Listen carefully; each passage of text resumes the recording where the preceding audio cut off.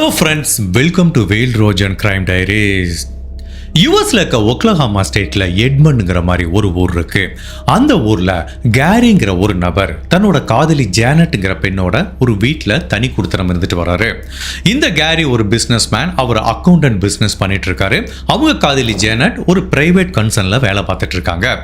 இவங்க ரெண்டு பேரும் நெடுநாளா காதலிக்கிறாங்க, கூடிய விரைவில் திருமணம் பண்ணிக்கிறாங்க. பட் இப்போதைக்கு அவங்க ரெண்டு பேருமே ஒரு வீட்டில் லிவிங் டுகெதர் வாழ்க்கையை வாழ்ந்துட்டு இருக்காங்க. இவங்களோட டெய்லி வாழ்க்கை எப்படி இருக்குன்னா, ரெண்டு பேருமே பரபரப்பா வேலைக்கு போனா கூட சாயங்காலம் 7 மணிக்கு வீட்டுக்கு வரவிட்டு அவங்க ரெண்டு பேத்துக்குமே ஒரு தனியா ஒரு டைம் கொடுப்பாங்க. ரெண்டு பேரும் சேர்ந்து வெளியில போய் டின்னர் சாப்பிட்றதோ, இல்ல வீட்டில் குக் பண்றதோ, சேர்ந்து டிவி பார்க்கறதோ, இல்ல வீக்கெண்ட் அவுட்டிங் போறதோன்னு ஒரு அந்யோன்யமான தம்பதிகளா தான் இருந்துட்டு வராங்க. இந்த நேரத்தில் ஜனவரி மாசம் 1986 வருஷம் ஒரு நாள் சாயங்காலம் வழக்கம் போல ரெண்டு பேருமே ஆஃபீஸ்ல இருந்து வந்துட்டு டின்னர் எல்லாத்தையும் முடிச்சிடுறாங்க. பட் கேரி தன்னோட காதலி ஜேனட் கிட்ட என்ன சொல்றாருன்னா, எனக்கு இன்னைக்கு ரொம்ப டயர்டா இருக்கு, நான் சீக்கிரமா படுக்க போறேன்னு சொல்லிட்டு ஒரு 9:30க்கு அவர் பெட்டுக்கு படுக்க போயிறாரு.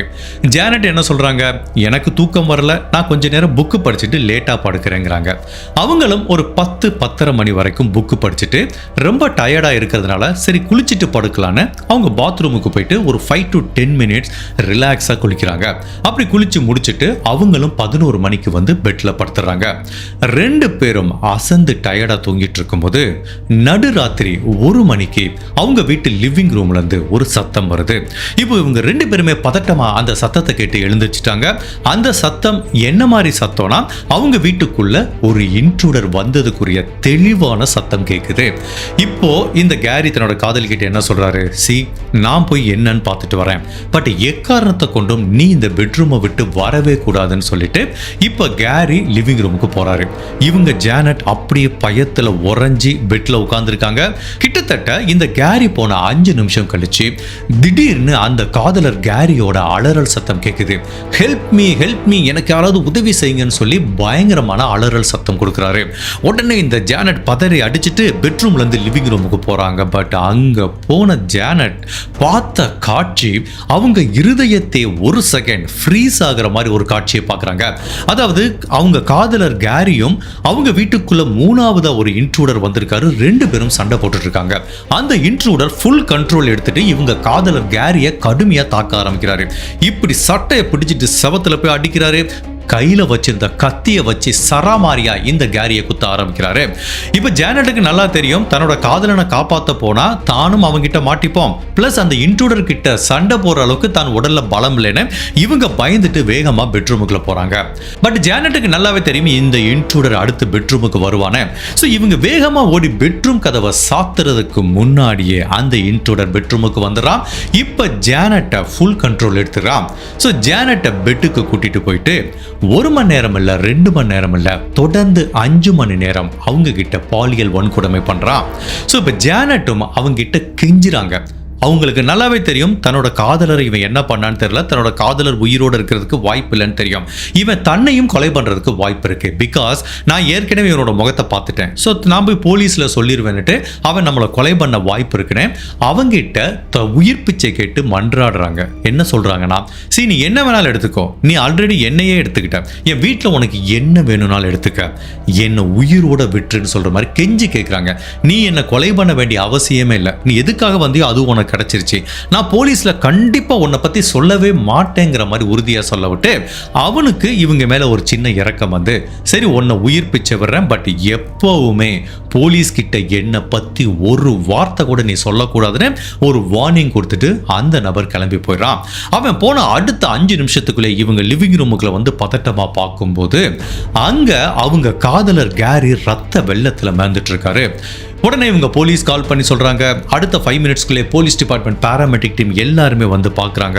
பட் பார்த்தவனே தெரியுது கேரி ஆல்ரெடி மரணம் அடைஞ்சிட்டாருன்னு. இப்ப போலீஸ் இந்த ஜேனட் கிட்ட கேக்குறாங்க, அந்த கொலைகாரன் எப்படி இருந்தாங்கிற மாதிரி கேக்குறாங்க.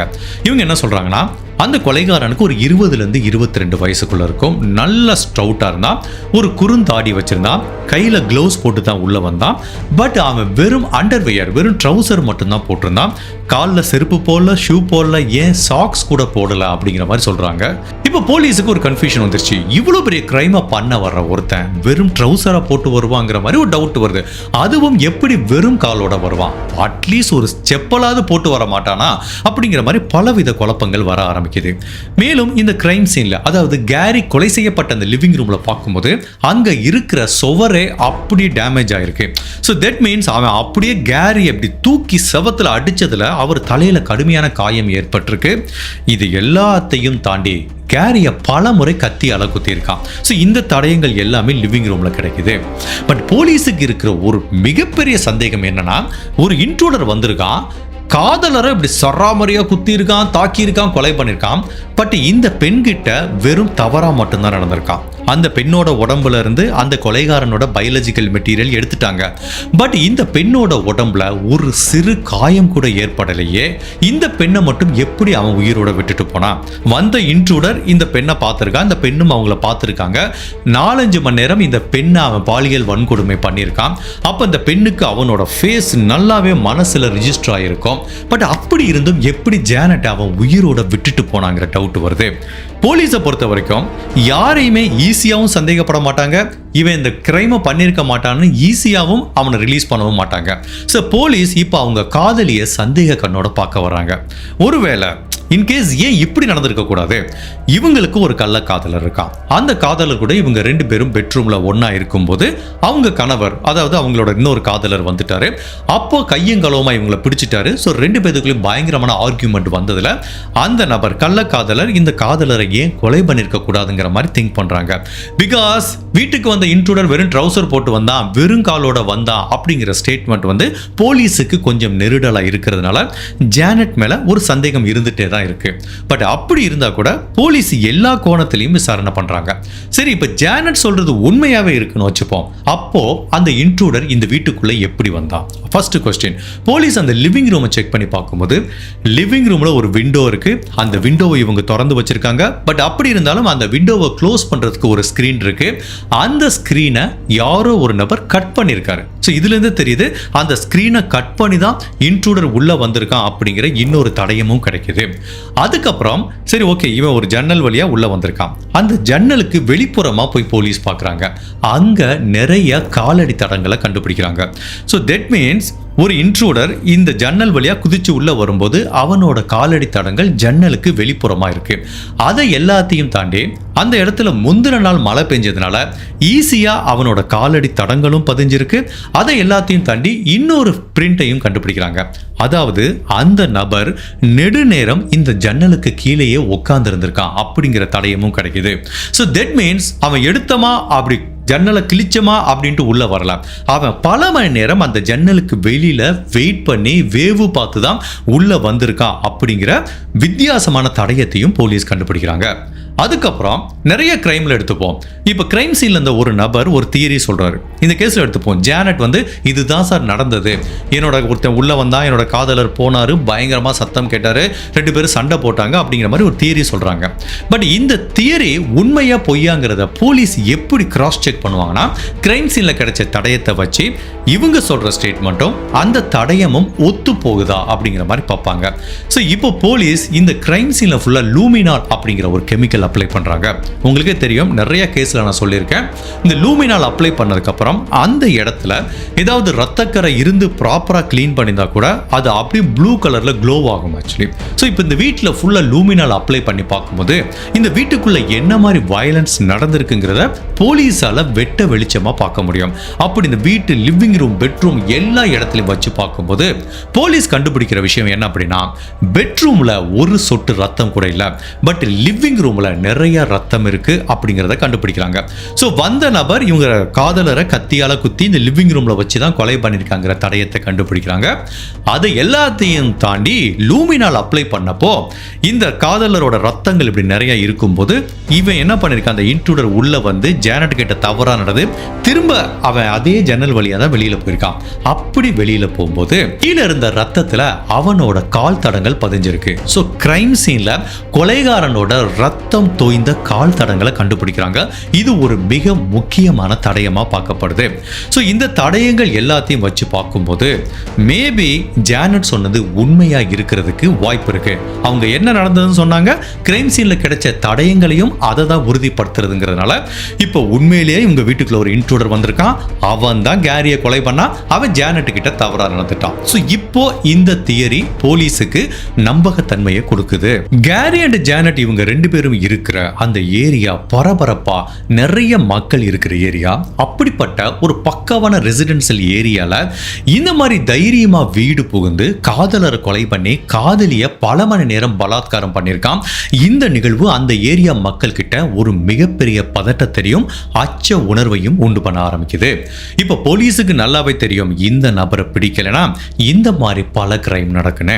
உண்மையிலேயே வீடு புகுந்து கேரிங்கிற இந்த நபரை கொலை பண்ண அந்த கொலைகாரன் யாரு, ஜானட் கிட்ட தவறா நடந்துகிட்ட அந்த நபர் யாரு, போலீஸ் அவனை பிடிச்சாங்களா, உண்மையிலே இந்த வீட்டுக்குள்ள ஒரு இன்ட்ரூடர் வந்தானா, இல்ல ஜானட் இன்னும் பொய் சொல்றாங்களாங்கிற பலவித குழப்பங்களும் திருப்பங்களும் நிறைஞ்ச இப்படியெல்லாம் கூடவா நாட்டில் நடக்கும்னு இந்த வழக்கு நம்மளை ரொம்பவே ஆச்சரியப்படுத்த போது.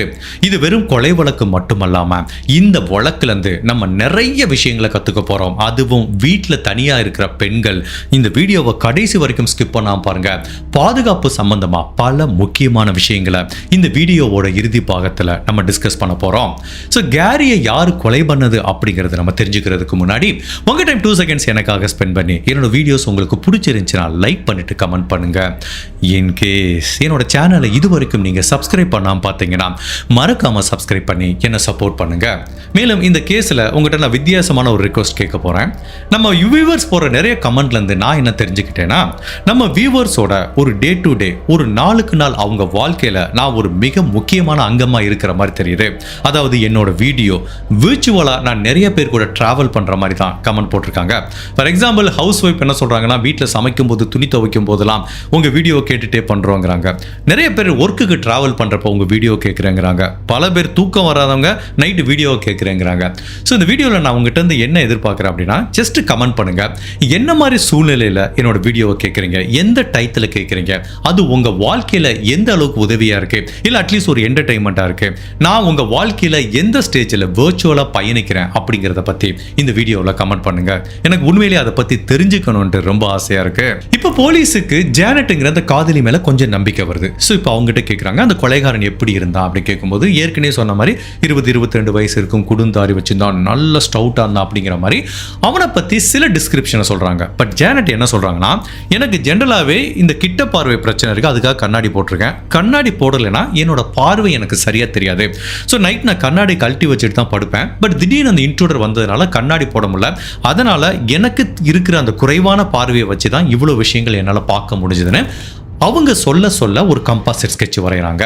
அதை வச்சு அந்த ஏரியா மக்கள் கிட்ட இந்த மாதிரி யாராவது இருக்காங்களா அப்படிங்கிற மாதிரி தேட ஆரம்பிக்கிறாங்க. இந்த மாதிரி டைத்துல போலீஸ் வந்து என்ன பண்ணுவாங்கன்னா, சைக்காலஜிக்கல் ப்ரொஃபைலர்னு ஒருத்தர் இருப்பாங்க. அதாவது ஒரு கிரைம் நடந்த நேச்சர், ஒரு கிரைம் நடந்த விஷயத்தை வச்சு இவங்களை கொலை பண்ண அந்த கொலைகாரனோட நேச்சர் எப்படி இருக்கும், அவனுக்கு எவ்வளோ வயசு இருக்கும், அவனுக்கு திருமணம் ஆயிருக்குமா இல்லையா, அவனோட பிஹேவியர் எப்படி இருக்கும்னு சொல்லிட்டு அவன் கிரைம் பண்ண விதத்தை வச்சு அவங்களோட எக்ஸ்பீரியன்ஸை வச்சு ஒரு ப்ரொஃபைல் வந்து டிஃபைன் பண்ணுவாங்க. அந்த மாதிரி ஒரு சைக்காலஜிக்கல் ப்ரொஃபைலர்கிட்ட போயிட்டு கேட்கும்போது அவர் என்ன சொல்றாருன்னா, இந்த மாதிரி ஒரு கிரைம் பண்ண ஒரு நபருக்கு 20-25 வயசு வரைக்கும் இருக்கும். அந்த நபர் கண்டிப்பா இந்த கிரைம் நடந்த இடத்துக்கு பக்கத்துல தான் எங்கேயோ ஸ்டே பண்ணியிருக்கான். பிகாஸ் அவன் வெறும் காலோட உள்ள வந்திருக்கான் அப்படின்னா அவனால நெடுந்தூரம் பயணம் பண்ணி வந்திருக்க முடியாது. இந்த வீட்டுக்குள்ள ஒரு பெண் இருக்காங்க, மேபி அவங்க காதலர் இருந்திருக்கலாம், இல்ல இல்லாம இருக்கலாம், அந்த பெண் தனியா இருக்காங்க நினைச்சிட்டு கூட இவன் பண்ணியிருக்கலாம். ஸோ பல நாள் இந்த வீட்டை அவன் நோட்டம் பெற்றிருக்கான். தான். ஸோ கண்டிப்பாக அவன் இந்த ஏரியாவை சேர்ந்தவனாக இருக்கிறதுக்கு நிறையவே வாய்ப்பு இருக்குங்கிற மாதிரி சொல்கிறாரு. மேலும் அவர் என்ன சொல்கிறாருன்னா, இந்த மாதிரி ஒரு கிரைம் பண்ணவங்க என்ன பண்ணுவாங்கன்னா, பதட்டப்பட்டுட்டு சீக்கிரமாகவே அந்த ஊரை காலி பண்ணிட்டு போகிறதுக்கு வாய்ப்பு இருக்குது. ஸோ நீங்கள் கூடிய விரைவில் அந்த கொலைகாரனை பிடிக்கலைன்னா அவன் கண்டிப்பாக அந்த ஊரை விட்டு தப்பிச்சு போயிடுறதுக்கு நிறையவே சான்ஸ் இருக்குங்கிற மாதிரி சொல்கிறாரு. அதை எல்லாத்தையும் தாண்டி அவர் சொல்கிற முக்கியமான விஷயம் என்ன அப்படின்னா, இந்த கொலை நடந்த நேச்சரை வச்சு இவன் இதுக்கு முன்னாடி கொலை பண்ணதே கிடையாது, இதுதான் இவன் பண்ண முதல் கொலை. பிகாஸ் அவனோட இன்எக்ஸ்பீரியன்ஸ் இதில் நல்லாவே தெரியுது. ஒரு ப்ரொஃபஷனல் கில்லர் இதுக்கு முன்னாடி கொலை பண்ணவன் பண்ற பேட்டர்னே வேற மாதிரி இருக்கும். இவன் பதட்டத்தில் பண்ணதுக்குரிய தடயங்கள் இருக்கிறதுனால அவன் இதுக்கு முன்னாடி கொலையே பண்ணலைங்கிற மாதிரி அவர் நிறைய தகவலை போலீஸ் கிட்ட சொல்றாரு. ஸோ போலீஸும் அவன் தப்பிச்சு போயிடக்கூடாதுன்னு அந்த பக்கத்து வீட்டில இருந்து இந்த பக்கம் அந்த பக்கம் எதிர்த்து பக்கத்து ஸ்ட்ரீட்டுன்னு வீட்டுக்கு வீடு கதவை தட்டி போலீஸ் விசாரணை பண்றாங்க. பட் அன்பார்ச்சுனேட்டா இந்த கேஸை பொறுத்த வரைக்கும் எந்த ஒரு லீடுமே போலீஸுக்கு கிடைக்கல. மேலும் ஜானட்டுக்கும் இந்த கொலைக்கும் எந்த தொடர்பும் இல்லைங்கிறத உறுதிப்படுத்துறதுக்கு அவங்க கிட்ட உண்மை கண்டறியும் சோதனையும் நடத்துறாங்க. அதுலயும் ஜானட் பாஸ் ஆயிராங்க. சோ இதுக்கப்புறம் ஜானட் மேல போலீஸுக்கு துளி கூட சந்தேகம் இல்ல. இப்ப போலீஸ் அந்த ஏரியா மக்கள் பக்கத்து வீட்டுக்காரங்க எல்லாத்தையும் விசாரிச்சுட்டு இருக்கும்போது இவங்க வீடு எங்க இருக்கோ அங்க இந்த 2 பிளாக் தள்ளி பில் வின்டர் அப்படிங்கிற ஒரு 20 வயசு பையன் இருந்திருக்கான். பட் இந்த இன்சிடென்ட் எப்போ நடந்ததோ அப்பவே அவன் வீட்டை விட்டு காலி பண்ணி போயிருக்கான். இப்போ அந்த பில் வின்டர்ங்கிற நபர் எங்க இருக்கான்னு தேடி பார்த்து அவனை ட்ரேஸ் பண்ணும்போது அவன் இங்க இருந்து பல மைல் தொலைவில் இருக்கிற தன்னோட அம்மா அப்பா கூட போய் ஸ்டே பண்ணிருக்கிறத கண்டுபிடிக்கிறாங்க. இப்போ அவங்கிட்ட போய் கேட்டதுக்கு அவன் என்ன சொல்றான், சார் நான் காலேஜ் படிச்சுட்டு இருக்கேன், இந்த மாதிரி எனக்கு காலேஜ் முடிஞ்சிச்சு, எனக்கு இந்த கொலை நடந்தது கூட தெரியாது சார், நான் என்னோட அம்மா அப்பா வீட்டுக்கு வந்திருக்கேன், எனக்கும் இதுக்கும் எந்த தொடர்பும் இல்லை, அதுக்கு மேல உங்களுக்கு சந்தேகம் இருந்துச்சுன்னா என்ன வேணாலும் நான் சாம்பிள் தர்றேங்கிறான். ஸோ இந்த கேஸை பொறுத்த வரைக்கும் போலீஸுக்கு 2 தடயம் இருக்கு. கொலைகாரனோட ரத்தம் தோய்ந்த கால் தடங்கள் இருக்கு, அதுக்கப்புறம் ஜானட்டோட உடம்புல இருந்து கண்டுபிடிக்கப்பட்ட கொலைகாரனோட டிஎன்ஏ இருக்கு. பட் இப்போ என்ன பிரச்சனைனா, இந்த இன்சிடென்ட் நடந்தது 1986ல. அப்போ டிஎன்ஏ அப்பதான் கொஞ்சம் கொஞ்சமா வந்துட்டு இருந்தது. சரியா அப்ப டிஎன்ஏ டெஸ்ட்லாம் பண்ண முடியாது. அப்போ டிஎன்ஏ டெஸ்ட் எப்படி பண்ணுவாங்கன்னா, இந்த டிஎன்ஏக்கு சொந்தமானவன் எந்த மாதிரி ரத்த வகையை சேர்ந்தவன் அப்படிங்கிறது மட்டும்தான் டெஸ்ட் பண்ண முடியும். ஸோ இப்போ இந்த வின்டருங்கிற நபர் அந்த பையனோட கால் தடங்களை எடுத்து கொலைகாரனோட கால் தடங்களோட மேட்ச் பண்ணி பார்க்குறாங்க. சுத்தமா மேட்ச் ஆகல. கண்டிப்பா இந்த பில் வின்டர் இந்த கொலையை பண்ணிருக்க வாய்ப்பு இல்லைன்னு சொல்லிட்டு இப்போ அவனை சஸ்பெக்ட் லிஸ்ட்ல இருந்து போலீஸ் ரிமூவ் பண்ணிடுறாங்க. ஸோ போலீஸை பொறுத்த வரைக்கும் இந்த கேஸ்ல ஒரே ஒரு சஸ்பெக்ட் தான் கிடைச்சான். அன்பார்ச்சுனேட்டா அவனும் இந்த கொலையை பண்ணலன்னு தெரியுது. ஸோ போலீஸும் எவ்வளவோ முயற்சி பண்ணி பார்க்குறாங்க. இந்த கேஸ்ல என்னதான் கொலைகாரனோட கால் தடங்கள் இருந்தால் கூட அன்பார்ச்சுனேட்டா சஸ்பெக்டை போலீஸால ப்ரொடியூஸ் பண்ண முடியல. ஸோ இப்படியே சில வருடங்கள் உருண்டோடி போகுது. இந்த கொலை நடந்து 3 வருஷம் கழிச்சு 1989 வருஷம் இந்த கேஸ்ல இன்னொரு பிரேக் த்ரூ கிடைக்குது. அப்ப ஜெயில இருக்கிற ஒரு நபர் போலீஸ் டிபார்ட்மெண்ட் என்ன சொல்றாருன்னா, சார் நான் ஒரு 3 வருஷத்துக்கு முன்னாடி ஏன் கூட பாப் ஜான்சன் ஒருத்தர் தங்கியிருந்தான் சார். எப்போ நீங்க சொல்றீங்களோ இந்த கொலை நடந்தப்போ நாங்க பக்கத்து தெருவில் தான் தங்கியிருந்தோம். ஒரு நாள் நைட்டு பதட்டமா வீட்டுக்கு வந்தான் சார். என்கிட்ட சொன்னா நான் ஒரு கொலை பண்ணிட்டேங்கிற மாதிரி சொன்னா. நான் அதுக்கப்புறம் அவங்ககிட்ட எதுவுமே கேட்கல சார். ஆனா வந்தான் உடம்பு ஃபுல்லா எங்க பார்த்தாலும் ரத்தமா இருந்துச்சு சார் அப்படிங்கிற மாதிரி ஒரு தகவலை சொல்றான். சரி, இப்போ பாப் ஜான்சன்கிற இன்னொரு சஸ்பெக்ட் இந்த கேஸ்ல 3 வருஷம் கழிச்சு உள்ள வர்றான். இப்போ அந்த பாப் ஜான்சனை போய் போலீஸ் பார்க்குறாங்க. பார்த்த உடனே ஷாக் ஆயிட்டாங்க. பிகாஸ் அதாவது ஜானட் சொல்ல ஒரு கம்பாசிட் ஸ்கெட்ச் வரைஞ்சாங்களே, அந்த கம்பாசிட் ஸ்கெட்சை இந்த பக்கமும் ஜான்சனோட போட்டோவை இந்த பக்கம் வச்சு பார்த்தா அப்படியே மேட்ச் ஆகுது. இப்போ அந்த ஜான்சனோட ஒய்ஃபு கிட்ட கேட்டா, ஆமா சார் என்னோட ஹஸ்பண்ட் ரொம்ப மோசமானவன், போதை மருந்துக்கு அடிமையானவன், அவன் என்ன மாதிரி கிரைமை பண்றதுக்கும் தகுதியானவன் சார்ங்கிற மாதிரி அவங்க ஒய்ஃபும் சொல்றாங்க. இப்போ போலீஸ் இந்த ஜான்சனை அரெஸ்ட் பண்றதுக்கு முன்னாடி என்ன பண்றாங்க, இந்த ஜான்சனோட போட்டோ அதுக்கப்புறம் 4-5 கைதிகளோட போட்டோ எடுத்துக்கிட்டு ஜானட் கிட்ட போய் காமிக்கிறாங்க. இங்க பாருங்க ஜானட், இதுல ஒரு 10 கைதிகள் இருக்காங்க, எல்லாமே குற்றவாளிகள் தான். இதுல உங்க வீட்டுக்குள்ள உங்ககிட்ட தவறா நடந்து கேரியை கொலை பண்ணவன உங்களால அடையாளம் காண முடியுமான்னு கேட்டதுக்கு இப்படியே அந்த லைனப்பை பார்த்துட்டு வராங்க. டக்குன்னு இந்த ஜான்சன் கிட்ட வர விட்டு, சார் இவன் தான் சார் அன்னைக்கு என் வீட்டுக்குள்ள வந்தான்னு சொல்ல விட்டு இப்போ போலீஸுக்கு பயங்கர ஹாப்பி ஆயிடுச்சு. இந்த கேஸ் நம்மளுக்கு முடிஞ்சதுடா, ஃபைனலா இந்த வழக்குல கொலைகாரனை கண்டுபிடிச்சிட்டோம். பட் அப்படி இருந்தா கூட இவங்க கொலைகாரனை அடையாளம் காட்டினாங்கிறதுக்காண்டி அவன் தண்டனை வாங்கி தர முடியாது. ஸோ கொலைகாரனோட கால் தடங்கள் இருக்கு. இப்போ ஜான்சனோட கால் தடங்களை ஒப்பிட்டு பார்க்கணும். அதுக்கப்புறம் இப்போ 1989 டிஎன்ஏ டெஸ்ட் பண்ண ஆரம்பிச்சிட்டாங்க. அப்போ இந்த ஜான்சனோட டிஎன்ஏவையும் கொலைகாரனோட டிஎன்ஏவும் ஒப்பிட்டு ஒப்பிட்டு பார்க்கலான்னு சொல்லிட்டு first of all forensic team இந்த கால் தடங்களை ஒப்பிட்டு பார்க்குறாங்க. ஒரு பேரதிர்ச்சி காத்துட்டு இருக்கு. இந்த 2 கால் தடங்களும் மேட்ச் ஆகல. சரி, ஓகே, இதுல கூட ஏதாவது தப்பு இருக்கும். டிஎன்ஏவை மேட்ச் பண்ணா அவனுக்கு தண்டனை வாங்கி கொடுத்துடலாம். டிஎன்ஏவை மேட்ச் பண்ணி பார்க்குறாங்க, அதுவும் மேட்ச் ஆகல. உண்மையிலேயே இந்த கம்போசிட் ஸ்கெட்சை பார்க்கும்போது இவன் தாண்டா பண்ணியிருப்பான்னு போலீஸ் உறுதியாக நம்பும்போது அறிவியல் தடயங்கள் அதுக்கு எதிராக இருக்கிறதுனால இப்போ இந்த ஜான்சனை அரெஸ்ட் பண்ண முடியாத மாதிரி ஒரு சூழ்நிலை ஏற்படுது. ஏன் ஜான்சன் இந்த கொலையை பண்ணியிருக்க வாய்ப்பே இல்லைங்கிற மாதிரி தான் போலீஸ் நம்பி இப்போ அவனையும் சஸ்பெக்ட் லிஸ்ட்ல இருந்து ரிமூவ் பண்றாங்க. போலீஸ் எவ்வளவோ முயற்சி பண்ணியும் கொலைகாரனோட எவிடன்ஸ் இருந்தா கூட உண்மையிலேயே இந்த கேஸ்ல எந்த விதமான சஸ்பெக்டையும் போலீஸால ப்ரொடியூஸ் பண்ண முடியல. இந்த கேஸோட ப்ராக்ரஸ், கேரியோட கொலை வழக்கோட ப்ராக்ரஸ் கொஞ்சம் கொஞ்சமா ஸ்லோவாயிட்டு வருது. நாட்கள் வாரமாகுது, வாரங்கள் மாதமாகுது, மாதங்கள் வருடமாகுது, ஏன் வருடங்கள் பல வருடங்கள் கூட ஆகுது. இந்த கேரியை யாரு கொலை பண்ணாங்கிறத போலீஸால கண்டுபிடிக்க முடியல. ஜானட் கிட்ட யாரு தவறா நடந்தாங்க அப்படிங்கிறதையும் போலீஸால கண்டுபிடிக்க முடியாததுனால இந்த வழக்கோட ப்ராக்ரஸ் கொஞ்சம் கொஞ்சமா ஸ்லோவாகி ஒரு ஸ்டேஜில் கம்ப்ளீட்டாக கோல்டு கேஸ் ஆயிடுது. ஜென்ரலாக இந்த மாதிரி ஒரு கேஸ் கோல்டு கேஸ் ஆயிடுச்சுன்னா போலீஸ் என்ன பண்ணுவாங்க, கொலைகாரனோட டிஎன்ஏ இருந்துச்சுன்னா என்ன பண்ணுவாங்கன்னா அடிக்கடி அவங்களோட கோடிஸ் டேட்டா பேஸில் செக் பண்ணி பார்த்துட்டே இருப்பாங்க. பிகாஸ் அந்த கோடிஸ்ங்கிற டேட்டா பேஸ் வந்து கண்டினியூஸாக கொலைகாரன் கிரிமினல்ஸோட டிஎன்ஏ ஆட் பண்ணிட்டே வருவாங்க. சில சமயம் அவங்களுக்கு மேட்ச் கிடைக்கிறதுக்கு சான்ஸ் இருக்கு. பட் இந்த கேஸை பொறுத்த வரைக்கும் போலீஸ் வருஷம் இந்த கோடிஸில் போய் செக் பண்ணா கூட அன்ஃபார்ச்சுனேட்டா கேரியை கொலை பண்ண அந்த கொலைகாரனோட டிஎன்ஏ எந்த கிரிமினலோட டிஎன்ஏ கூட மேட்ச் ஆகல.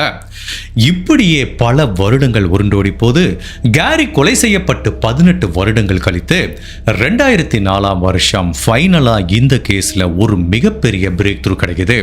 அதாவது கேரி எங்க கொலை செய்யப்பட்டாரோ அதே ஏரியால அதே ஊர்ல 2 பிளாக் தள்ளி ஒரு இன்சிடென்ட் நடக்குது. அதாவது ஒரு நபர் என்ன பண்றாரு, அவங்க வீட்டில் ஒரு டீனேஜ் பொண்ணு இருக்கு. அவங்க அப்பா அந்த பொண்ணு உள்ள குளிச்சிட்டு இருக்கு. அவங்க அப்பா அப்படியே கார்டனை சுத்தி பார்த்துட்டு இருக்கும்போது அவங்க வீட்டு ஜன்னல்ல நின்று ஒரு நபர் இப்படி வீட்டுக்குள்ள எட்டி பார்த்துட்டு இருக்கிறத பார்க்குறாரு. உடனே இவருக்கு ஒன்றுமே புரியல. பக்கத்தில் போய் பார்த்தா அந்த நபர் அப்படி உடம்பு ஃபுல்லாக கருப்பு கலரில் போட்டு முகமூடி மாதிரி போட்டிருக்காரு.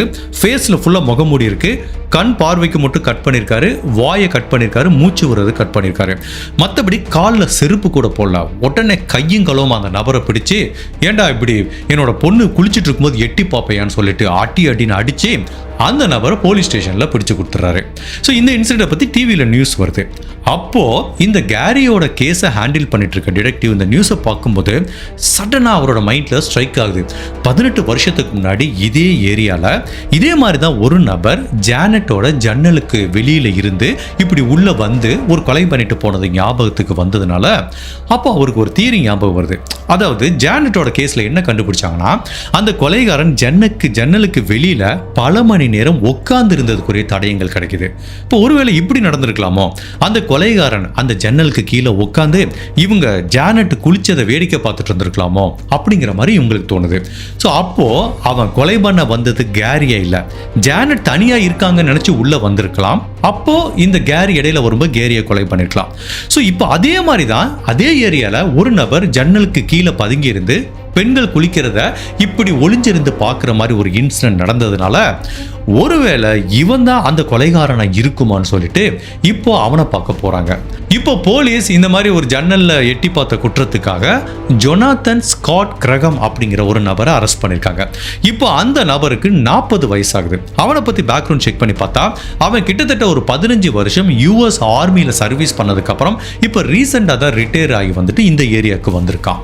இப்போ போலீஸ் அந்த ஜொனாத்தனை பத்தி பேக்ரவுண்ட் செக் பண்ணி பார்க்கும்போது எப்போ கேரி கொலை செய்யப்பட்டாங்களோ அப்போ அதே ஏரியால 2 பிளாக் தள்ளி இவன் அவங்க அம்மா அப்பா கூட அங்க இருந்துட்டு வந்ததுக்குரிய தடயங்கள் கிடைக்குது. அப்போ அவனோட பழைய போட்டோலாம் பார்க்கும்போது பயங்கர குண்டா இருப்பான். ஸோ அந்த பழைய போட்டோவையும் இந்த ஜானட் சொல்ல வரைஞ்ச அந்த கம்பாசிட் ஸ்கெட்சையும் வச்சு பார்க்கும்போது ரெண்டும் ஒத்து போறதுனால இப்போ போலீஸுக்கு ஒரு டவுட் வருது. ஒருவேளை இந்த ஜொனாத்தன் தான் 18 வருஷத்துக்கு முன்னாடி கேரியை கொலை பண்ணிட்டு ஜானட் கிட்ட தவறா நடந்திருப்பானோ அப்படின்னு ஒரு சந்தேகம் வருது. இப்போ அவன் ஏற்கனவே போலீஸோட கஸ்டடியில் இருக்கான். ஸோ அவன் ஒரு பேக் கையில் எடுத்து வந்திருக்கான். அந்த பேக்கை எடுத்து பார்த்தா உள்ள வந்து ஒரு டக் டேப்பு, ஒரு பெண்கள் கிட்ட தவறாக நடந்துக்க என்ன வேணுமோ அவங்கள கைகளை கட்டுறதுக்கான கயிறு அப்படிங்கிற மாதிரி பல ஐட்டங்களை உள்ள வச்சுட்டு இருந்திருக்கான். அவன் ஃபோனை வாங்கி செக் பண்ணி பார்த்தா சின்ன பசங்க சின்ன குழந்தைகள்லாம் தவறாக இருக்கிற மாதிரி நிறைய வீடியோ வச்சிருக்கான். ஸோ போலீஸ் சந்தேகப்படுறாங்க இவன் தான் ஜானட்டை தவறாக நடந்திருக்கணும், கேரியை கொலை பண்ணியிருக்கணும்னு சொல்லிட்டு.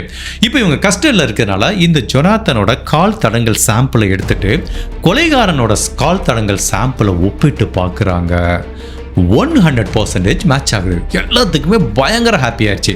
சரி நம்ம இன்னுமே உறுதிப்படுத்திக்கலான்னு ஜொனாத்தனோட டிஎன்ஏ எடுத்து கொலைகாரனோட டிஎன்ஏ, அதாவது ஜானட்டோட உடம்புலேருந்து கண்டுபிடிக்கப்பட்ட டிஎன்ஏ எடுத்து பார்க்குறாங்க. அதுவும் 100% மேட்ச் ஆகுது. ஸோ இப்போ சந்தேகமே கிடையாது, 18 வருடங்களுக்கு முன்னாடி இந்த ஜொனாத்தன் ஸ்காட் கிரகம் தான் கேரியை கொலை பண்ணி ஜானட் கிட்ட தவறாக நடந்திருக்காங்கிற மாதிரி உறுதி செய்யப்படுது. ஃபர்ஸ்ட் அவங்ககிட்ட போய் கேட்குறாங்க, அவன் இல்லைங்கிறான். பட் இந்த அறிவியல் தடயங்களை வச்சு கேட்கும்போது தனக்கு மரண தண்டனை கிடைக்குங்கிற பயத்தில் ஆமாம் நான் தான் பண்ணேன் அப்படிங்கிற மாதிரி சொல்கிறான். அவன் என்ன சொல்கிறான் அப்படின்னா, ஆக்சுவலாக எனக்கு ஜானட் மேலே பல நாள் கண் இருந்துகிட்டே இருக்கு. அதுவும் அவங்க ஹாலில் லிவிங் ரூமில் ஒரு ஜன்னல் இருக்கும். அந்த ஜன்னல் வழியாக பார்த்தா அவங்க வீட்டு பாத்ரூம் வியூ பக்காவாக கிளியராக தெரியும். ஜானட் பல முறை வீட்டில் தனியாக இருக்கும்போது யாருமே இல்லைன்னு நினச்சிட்டு அவங்க பாத்ரூமை திறந்து வச்சுட்டு குளிச்சுட்டு இருந்திருக்காங்க. ஒரு நாள் ஆக்சிடெண்ட் அந்த ஜன்னல் வழியாக பார்க்கும்போது எனக்கு வியூ கரெக்டாக கிடச்சிது. ஸோ டெய்லி நைட்டு இந்த ஜானட் குளிச்சுட்டு படுப்பாங்கங்கிறது எனக்கு நல்லா தெரியும். அதனால் ஒவ்வொரு நாளும் சாயங்காலம் ஒரு 8-9 மணிக்கு நான் அந்த ஜன்னலுக்கு கீழே பதுங்கி இருந்து அவங்க குளிக்கிறத பார்த்துட்டு தான் போவேன். பல நாள் இதை பண்ணியிருக்கேன்னு சொல்கிறான். அன்னைக்கு அவங்க குளிக்கிறத பார்த்து இவனுக்கு அவங்க கிட்ட தவறாக நடந்துக்கணுங்கிற எண்ணம் அப்போ தான் அந்த ஜன்னலை கட் பண்ணி உள்ளே போயிருக்கான். ஆக்சுவலாக இவனுக்கு பெட்ரூமில் கேரி தூங்கிட்டு இருக்கிறது தெரியாது. ஸோ கேரி வரவிட்டு இவனுக்கே சர்ப்ரைஸ் ஆகி அந்த இடத்துல என்ன பண்ணுறதுன்னு தெரியாமல் கேரியை பிடிச்சி செவத்தில் அடித்து கத்தியால் குத்தி கொலை பண்ணிட்டு ஜானட் கிட்ட பல முறை தவறாக நடந்திருக்கான். ஆக்சுவலாக இவன் 2-3 பிளாக் தள்ளி இருந்திருக்கான். அதனால தான் செருப்பு கூட போடாமல் வந்திருக்கான். அதுவும் இவன் நல்ல ட்ரெஸ் போட்டு தான் வந்திருக்கான். எப்போ ஜானட் கிட்ட தவறாக நடக்கணும்னு முடிவு பண்ணும்போது இவனோட ட்ரெஸ் எல்லாத்தையும் வெளியில் ஜன்னலுக்கு வெளியில் கலட்டி வச்சுட்டு தான் வெறும் காலோட உள்ளே போயிருக்கான். ஸோ இவன் ஜானட் கிட்ட தவறாக நடந்து அதே ஜன்னல் வழியாக வந்து ட்ரெஸ்ஸை போட்டுட்டு அதே வெறும் காலோடையே தன்னோட வீட்டுக்கு போயிருக்கான். ஸோ போலீஸும் அப்போ இவனை விசாரிச்சாங்களா என்னன்னு தெரியல. பட் அப்போ எப்படியோ போலீஸோட கண்ணிலேருந்து இவன் தப்பிச்சிருக்கான். பட் இருந்தாலும் 18 வருடங்கள் கழித்து இவனை போலீஸ் அரெஸ்ட் பண்ணியிருக்காங்க. இப்போ போலீஸுக்கு மட்டுமல்ல எல்லாத்துக்குமே ஒரு கொஸ்டின் இருக்கு. நீ போலீஸ் உன்னை கண்டே பிடிக்க முடியல, நீ 18 வருஷமா போலீஸ் தப்பிச்சுட்ட, கண்டிப்பா உன்னை போலீஸ் ரீச் பண்ணிருக்கிறதுக்கு வாய்ப்பே இல்லை.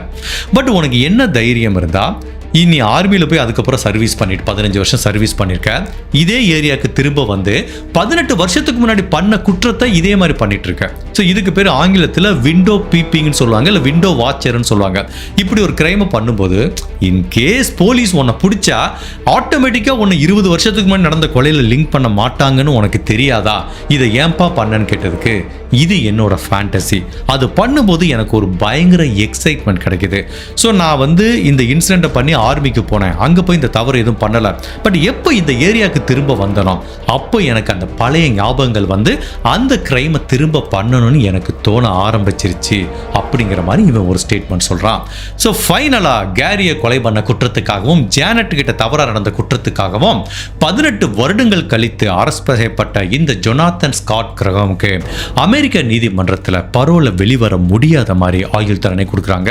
இந்த கேஸை நான் படித்து முடிக்கும் போது உண்மையிலேயே எனக்கு அந்த கிரைம் சீனை பற்றி தெரிஞ்சுக்கணும்னு ஒரு ஆர்வம் வந்துச்சு. அதனால் இந்த கொலை எந்த நடந்ததோ அந்த வீட்டு அட்ரஸை எடுத்துட்டு கூகுள் ஸ்ட்ரீட் வியூவில் போயிட்டு நான் அந்த வீடை ஃபுல்லாக பார்த்தேன். அதை உங்களுக்காக நான் ரெக்கார்ட் பண்ணி வச்சுருக்கேன். இப்போ நீங்கள் ஸ்க்ரீனில் பார்த்துட்டு இருக்கீங்களா, இந்த வீட்டில் தான் அந்த கிரைம் நடந்தது. ஈவன் 1986லேயே இந்த வீடு இதே மாதிரி தான் இருந்திருக்கு. மேபி இந்த வீட்டில் பார்த்தீங்கன்னா ஒரு 3-4 ஜன்னல் இருக்கும். இதில் கண்டிப்பாக அந்த லிவிங் ரூமில் இந்த ஜன்னலாக இருக்கிறதுக்கு சான்ஸ் இருக்குது. ஸோ இந்த ஜன்னலுக்கு கீழே தான் அவன் உட்காந்து இவ்வளோ வேலையும் பண்ணியிருக்கான். இந்த ஜன்னலை கிழிச்சுக்கிட்டு தான் வீட்டுக்குள்ளே போயிருக்கான். இந்த வீட்டுக்குள்ளே தான் கேரி கொலை செய்யப்பட்டிருக்காரு. இந்த வீட்டுக்குள்ளே வச்சு தான் ஜானட் தவறாக நடந்திருக்காங்க. இதே ஜன்னல் வழியாக தான் அவன் தப்பிச்சு போயிருக்கான். உண்மையிலேயே இந்த நம்ம கேட்குறோம், அந்த கிரைம்லாம் பார்க்குறோம், கேட்குறோம், படிக்கிறோம். பட் இந்த ஸ்ட்ரீட் வியூவில் ரியலாக அந்த இடத்துக்கு போய் பார்க்கும்போதே அப்படி ஒரு பயங்கர கூஸ் பம்ப் வருது. ஓஹோ, இந்த இடத்துல தான் அந்த கிரைம் நடந்திருக்கோ அப்படிங்கிற மாதிரி ஒரு உணர்வு ஆட்டோமேட்டிக்காக வர ஆரம்பிக்குது. ஓகே, இந்த கேஸ் இதோட முடிஞ்சது. இது ஏற்கனவே எனக்கு தெரிஞ்சு 1/2 hour மேலே ஆச்சுன்னு நினைக்கிறேன். பட் இன்கேஸ் உங்களுக்கு கிரைம் மட்டும்தான் வேணும்னா இங்கேயே நீங்கள் கட் பண்ணிக்கோங்க. பட் இந்த கேஸை படித்து முடிக்கும் போது நம்ம லைஃப்பில் என்னெல்லாம் தவறு பண்ணுறோம், இந்த கேஸ்லேருந்து நம்ம என்னெல்லாம் எடுத்துக்கலாம், இவங்க ஜானட் பண்ண தப்பை நம்ம யாரெல்லாம் பண்ணக்கூடாது, மேபி நீங்கள் யாராவது ஒருத்தர் கூட இதை பண்ணிட்டு இருந்திருக்கலாம். ஸோ அதை பற்றி நம்ம இந்த வீடியோவில் இனிமேல் பார்க்க போகிறோம். சில முக்கியமான சேஃப்டி டிப்ஸ், எஸ்பெஷலி இந்த வீட்டில் பெண்கள் தனியாக இருக்கிறவங்களுக்கு what ever it is. So இப்போ நம்ம நிறைய வீட்டில் பார்த்தீங்கன்னா நிறைய ஜன்னல்லாம் இருக்கும். நம்ம நிறைய டைம் ரொம்ப கேர்லெஸ்ஸாக இருப்போம். அந்த ஜன்னலுக்கு கர்டைன் போட மாட்டோம், சரியாக ஜன்னலை க்ளோஸ் பண்ண மாட்டோம். ஓகே, ஜன்னலை நம்ம ஊரில் பார்த்தீங்கன்னா நம்மளுக்கு சேஃப்டி கிரில் இருக்கும், அதனால க்ளோஸ் பண்ணிட்ட கூட பரவாயில்ல. இந்த ஜன்னலில் போகிற கர்டைன்ஸ் ரொம்ப ரொம்ப முக்கியம். நீங்கள் பகலில் கர்டைன்ஸ் திறந்துருந்தாலும் அது நீங்கள் ஓப்பன் பண்ணியிருந்தாலும் சரி, வெளியிலேருந்து பார்க்கும்போது வியூஸ் சரியாக கிடைக்காது. பட் நைட்டு திங்க் பண்ணி பாருங்கள், வீடை சுற்றி இருட்டாக இருக்கும், நம்ம வீட்டுக்குள்ளே லைட்டு போட்டோம்னு வச்சுக்கோங்களேன். இப்போ நம்ம வீட்டுக்கு பக்கத்துலேயே டார்க்கான ஒரு ஏரியா இருக்குது. இப்போ அங்கேருந்து நம்ம பெட்ரூமோ பாத்ரூமோ ஏதோ ஒன்று தெரியுதுன்னா வெளியிலேருந்து பார்த்தாங்கன்னா வியூ பளிச்சுன்னு இருக்கும். பட் வெளியில் யாராவது பார்க்குறாங்களா அப்படிங்கிறது நம்மளுக்கு தெரியாது. ஸோ நம்ம செய்ய வேண்டிய முக்கியமான விஷயம் என்ன அப்படின்னா, ஒரு நாள் உங்களுக்கு டவுட்டாக இருந்துச்சுன்னா ஸ்க்ரீன் எல்லாத்தையும் போட்டுட்டு உங்கள் வீட்டை ஃபுல்லாக சுற்றி பாருங்கள். ஏதாவது ஒரு இடத்துல இருந்து உங்கள் வீட்டில் ப்ரைவேட்டாக இருக்கிற சில ஏரியா வியூஸ் தெரியுதான்னு பாருங்கள். பெட்ரூமோ பாத்ரூமோ ஏதாவது ஒரு முக்கியமான விஷயம், ஏதாவது ஒரு ப்ரைவேட்டாக இருக்க இடம் வெளியில் விசிபிளாக தெரியுதான்னு பாருங்கள். அப்படி இருந்தால் இம்மிடியேட்டாக அதை கர்டைனை வச்சு க்ளோஸ் பண்ண ட்ரை பண்ணுங்கள். ஸோ அதுவும் சாயங்காலத்துக்கு மேலே ஆச்சுன்னா மேக் ஷுர் உங்கள் வீட்டில் ஃப்ரெஞ்சு விண்டோ இருந்தாலும் சரி, ஃப்ரெஞ்சு டோர் இருந்தாலும் சரி, இல்லை நார்மல் ஜன்னலாக இருந்தாலும் எல்லா இடத்துலையும் கர்டைன்ஸ் சரியாக போட்டுருங்க. அதுவும் பெட்ரூமில் இருக்கிற கர்டைன்ஸை மறக்காமல் போட்டுருங்க. ஏன்னா நம்ம இதெல்லாம் பார்த்துக்காம சில பேர் ப்ரைவேசியாக இருக்கும்போது மேபி அது வெளியிலேருந்து பார்த்தா தெரியறதுக்கு வாய்ப்பு இருக்குது. அதே மாதிரி எந்த தருணத்திலையும் இந்த பாத்ரூம் வியூ எங்கேயுமே இல்லாத மாதிரி பார்த்துக்கோங்க. சில சமயம் பாத்ரூமில் வென்டிலேஷனுக்கு நம்ம இப்படி கிளாஸ்லாம் வச்சுருப்போம், அந்த கண்ணாடிலாம் சரியாக இருக்கா, இல்லை வெளியிலேருந்து பார்த்தா ஏதாவது வியூஸ் தெரியுதா அப்படிங்கிறத ரொம்ப தெளிவாக பார்த்துக்கோங்க. இன்கேஸ் அப்படி இருந்துச்சுன்னா உடனே ஸ்க்ரீன்லாம் போட்டு பக்காவாக எல்லாத்தையும் க்ளோஸ் பண்ணுங்கள். அதுக்கப்புறம் இது நிறைய பேர் பண்ணுற தப்பு தான், வீட்டில் பெண்கள் ஆண்களும் நிறைய பேர் பண்ணுவாங்க. இப்போ நம்ம வீட்டில் நிறைய பேர் தான் என்ன பண்ணுவோம், பாத்ரூமில் குளிக்க போகும்போது கதவை சாத்திப்போம். இப்போ வீட்டில் ஏதாவது ஒரு ஹவுஸ் ஒய்ஃப் தனியாக இருக்காங்கன்னு வச்சுக்கோங்களேன், யாருமே இல்லைன்னா இப்போ ரொம்ப கிளைமேட் ஹீட் அதிகமாக இருக்குன்னு என்ன பண்ணுவோம், நம்ம பாத்ரூம் கதவை திறந்து வச்சு தான் குளிப்போம்.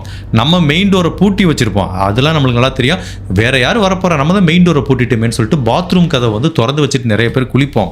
பட் அதில் நிறைய ரிஸ்க் இருக்குங்கிறாங்க. பிகாஸ் அப்படி குளிக்கும் போது வெளியிலேருந்து ஏதாவது வியூஸ் தெரியறதுக்கு வாய்ப்பு இருக்கு. இல்லை ஏதாவது ஜன்னல் வழியை யாராவது உள்ள ஏறி குளிச்சிட்டா என்ன பண்றது, பாத்ரூம் திறந்துட்டு இருக்காங்க, அப்போ நீங்க யாராவது குளிச்சுட்டு இருந்துச்சுன்னா அந்த இடத்துல என்ன நடக்குங்கிறத நீங்களே இமேஜின் பண்ணிக்கோங்க. ஸோ இன்கேஸ் நீங்க வீட்டில் தனியாக இருந்தால் கூட make sure you close the bathroom before you take a bath. குளிக்கிறதுக்கு முன்னாடி கண்டிப்பா பாத்ரூமை க்ளோஸ் பண்ணிருங்க. இப்போ இந்த கேஸ்ல நடந்த மாதிரி பாத்தீங்கன்னா இந்த விண்டோ பீப்பிங்னு சொல்றாங்கல்ல, ஜன்னல் வழியா பாக்குறது, இதெல்லாம் பாக்குறது எங்க ரிஸ்க் அதிகமா நடக்கும்னா கிரவுண்ட் ஃப்ளோர்ல இருக்கவங்களுக்கு தான். இண்டிவிஜுவல் ஹவுஸ்னா கண்டிப்பா அந்த ரிஸ்க் இருக்கு, நம்ம கிரவுண்ட் ஃப்ளோர்ல ஆட்டோமேட்டிக்கா வீடு இருக்கும். பட் பெரிய பெரிய கேட்டட் கம்யூனிட்டில அபார்ட்மெண்ட்ல இருக்கீங்கன்னா, இன்கேஸ் நீங்க கிரவுண்ட் ஃப்ளோர்ல இருந்தீங்கன்னா மேக் ஷுர் சுத்தி இருக்கிற விண்டோ பாத்ரூம் எல்லாமே பக்காவா இருக்கான்னு பாத்துக்கோங்க. கிரவுண்ட் ஃப்ளோர்ல தான் இந்த மாதிரி விண்டோ பீப்பிங், ஜன்னல் வழியா பாக்குறது, வீடியோ எடுக்கிற கிரைம்லாம் நிறைய நடக்கிறதுக்கு வாய்ப்பு இருக்கு. பட் ஸ்டில் இந்த கேஸ்ல இருந்து என்னால் இன்னுமே அக்செப்ட் பண்ணிக்க முடியல. ஜஸ்ட் இமேஜின் பண்ணி பாருங்க, நம்ம வீட்டில் நிம்மதியாக இருக்கிற நேரமே பாத்ரூமில் போய் தனியாக குளிக்கிற நேரம் தான். அப்போ கூட யாரோ ஒரு நபர் தன்னை 24 மணி நேரம் பார்த்துட்டு இருந்தான் அப்படிங்கிறத நினைச்சாலே எவ்வளவு அருவருப்பாக இருக்கும், எவ்வளவு கஷ்டமாக இருக்கும். இவனோட கன்ஃபெஷன் தெரிய வரும்போது ஜானட்டுக்கு அது எவ்வளோ பெரிய குற்ற உணர்வாக இருக்கும். அவங்க பண்ண தப்பு, பாத்ரூமை திறந்து வச்சுட்டு குளிச்சது, அதுவும் அமெரிக்கா மாதிரி கண்ட்ரியில் சேஃப்டி கிரில்லாம் இருக்காது. வெறும் அங்கே இருக்க லிவிங் ரூமில் அந்த லிவிங் ரூம் விண்டோவையும் திறந்து வச்சிருக்காங்க, ஒரே ஒரு ஸ்கிரீன் தான் இருக்கு, அதை லேசா விலைக்கு பார்த்தா எல்லாமே தெரியும். ஸோ மேக் ஷுர் ஜானட் பண்ண தப்ப நம்ம யாருமே பண்ணாம இருப்போம். இதை நம்ம வாழ்க்கையில ஒரு மிக முக்கியமான பாடமா எடுத்துப்போம். இந்த கேஸ்ல இருந்து நம்ம நிறைய விஷயங்களை கத்துக்கிட்டோம்னு நினைக்கிறோம். இந்த கேஸை பத்தி நீங்க என்ன நினைக்கிறீங்க? உங்களோட கருத்தை மறக்காம இந்த வீடியோல பதிவு பண்ணுங்க. இந்த மாதிரி அனதர் கேஸ்ல உங்களை சந்திக்கிறேன். Till then, stay safe, take care, bye.